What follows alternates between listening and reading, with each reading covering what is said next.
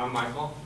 Today I'm going to be talking about sustainability, particularly the sustainability of how we're living and how the Earth is reacting to that. The reason I'm talking about this is because it's something I think people don't really think about, and a lot of people actually don't think it's happening. A lot of people, your normal life, how often do you think, I'm killing the world?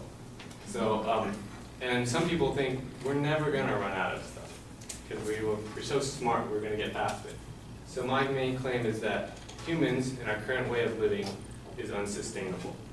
I'm going to back that up by saying that our resources are already low and that they are getting lower, and that our lifestyles are, especially those in developing nations, or no, developed nations like us, are unsustainably living. And my last point is that the population growth is growing exponentially and unsustainably. So for my first point, I'm going to start with water. Water is a very important one, as we all know, Californians, we know that. So we know that, but a lot of people don't. And water is already scarce. And according to the World Wildlife Fund Living Planet Report 2014, more than 200 river basins home to some 2.67 billion people are already experiencing severe water scarcity for at least 1 month every year. And that 2.67 billion people is about a third of the population. And it's going to get worse because according to the World Water Development Report of 2014, global water withdrawals are projected to increase by 55% through 2050. That's just one thing. Another one is trees. It's very important for the likes of greenhouse gas emissions. It lowers that. It helps the water cycle and it helps prevent soil erosion.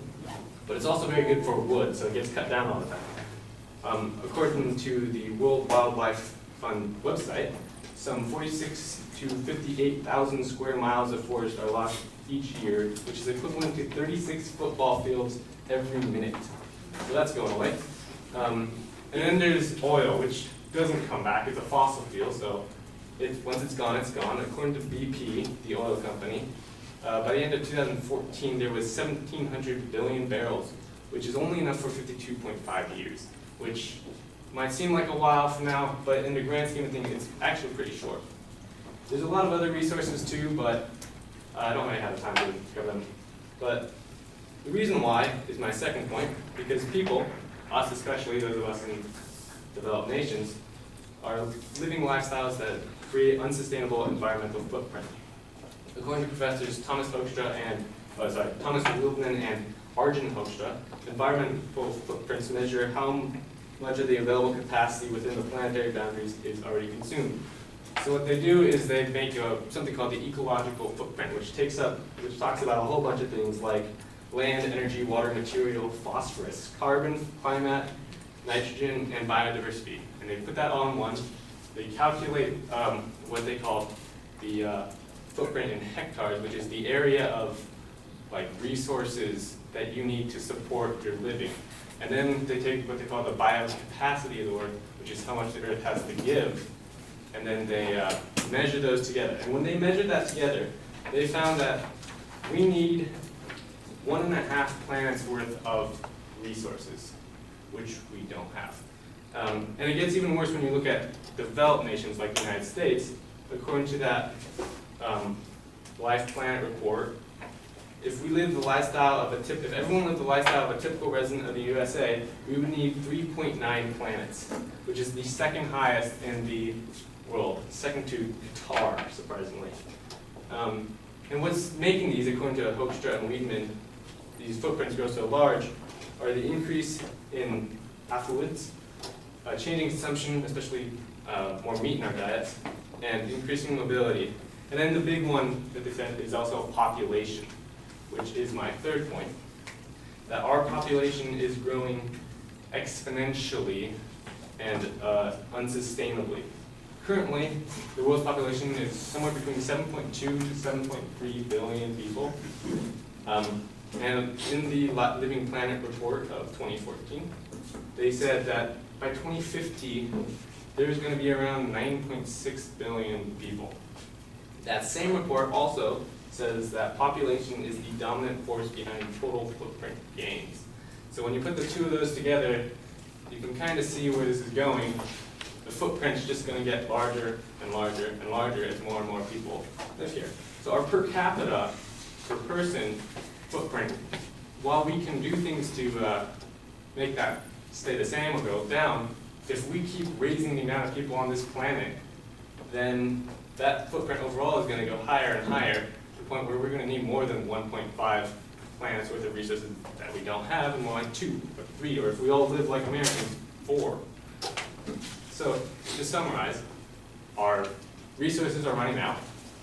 We're living too lavishly for this planet, and there's too many of us. So basically creating the perfect storm for the end of the world in terms of resources. And that's all I got.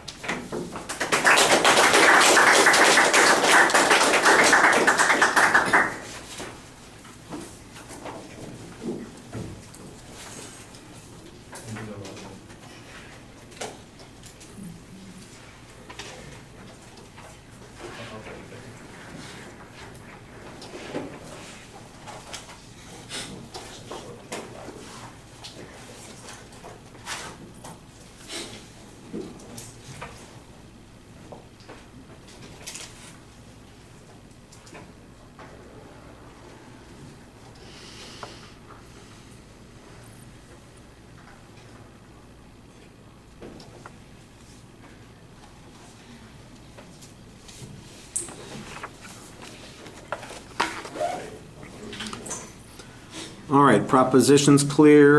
The contents were laid out. I do think you want the numerical signpost thing so that when we get in the body of the speech, it'll be a little bit easier to follow. The controversy, I think you need to explain a little bit more about why there's dispute about this particular issue. You have an early kind of statement that says, oh, we think we can always get away with these sorts of things. You might point out that there's a lack of effort to generate any alternative resources, to discover ways to control the population. Maybe there's a lack of political will on the part of governments around the world to act on this sort of thing so that we know why it is we're arguing about it. But I do think that there's a good deal of controversy on it. Organizationally, everything was very clear. I thought you had excellent transitions between the supporting points of your speech. When you got into the individual points, you explained each of the points pretty well. I thought you had good data on each point in that first section. I thought maybe a little bit thin on the energy resources. I mean, you just mentioned you had the one statistic that said good for whatever it was, 57 more years or something like that. And I do think that it's a little conclusionary. That's based on what known reserves are, that sort of thing. So the idea here is that I think that you need to show that we're not going to have alternatives also. So it's not just that there's a limit to what we have, but we're not finding ways to either extend the resources that we have or developing alternatives, which I think is probably the answer that the respondent's going to be dealing with, and that is that there are alternatives to those issues that you mentioned, at least a couple of them.